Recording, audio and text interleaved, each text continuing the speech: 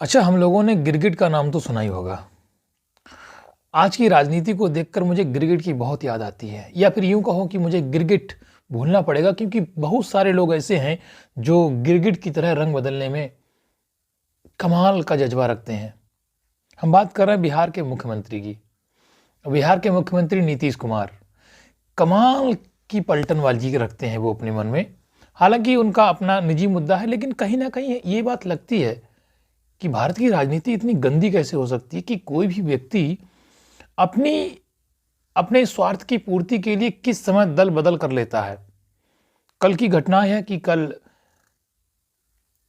नीतीश कुमार जी ने मुख्यमंत्री के पद से इस्तीफा दे दिया और उन्होंने अब एनडीए में गठबंधन कर लिया। एनडीए का मतलब है कि अब वह भाजपा में सम्मिलित हो गए हैं।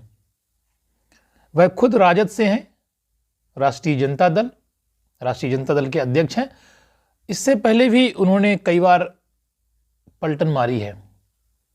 अगर हम बात करें कि मुख्य रूप से, तो वह एकमात्र ऐसे मुख्यमंत्री हैं जिन्होंने अपने जीवन काल में नौवीं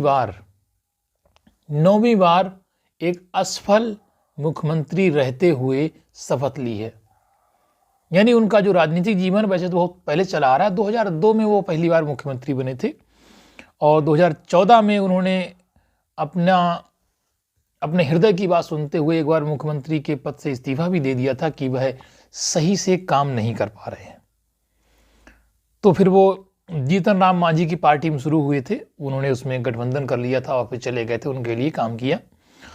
कुछ समय से वो राजद के साथ काम कर रहे थे। लगभग 17 महीने पहले उन्होंने राजद के साथ काम किया था।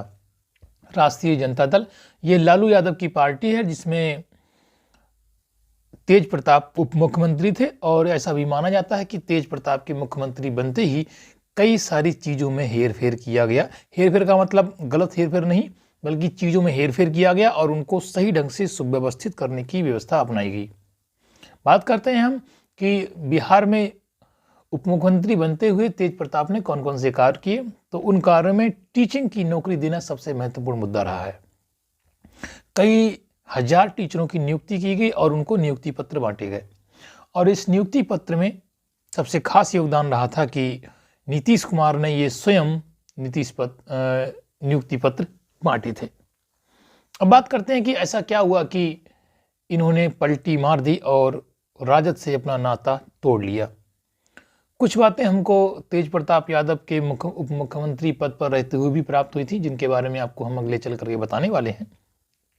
लेकिन यहाँ पर सबसे खास मुद्दा ये है कि आखिर ऐसा क्या हुआ कि नीतीश कुमार ने, या जो हमारे इस समय वर्तमान में 9वीं बार मुख्यमंत्री बन भी गए हैं, तो उन्होंने क्यों ऐसी पलटी मार दी थी। ध्यान रखें, भाजपा से उन्होंने डायरेक्ट मना कर रखा था कि हम कभी भी तुम्हारे में अपना गठबंधन नहीं करेंगे। बट पता नहीं क्या हुआ कि लोकसभा चुनाव आते ही मोदी सरकार ने उनसे अपना सिस्टम बनाया और आज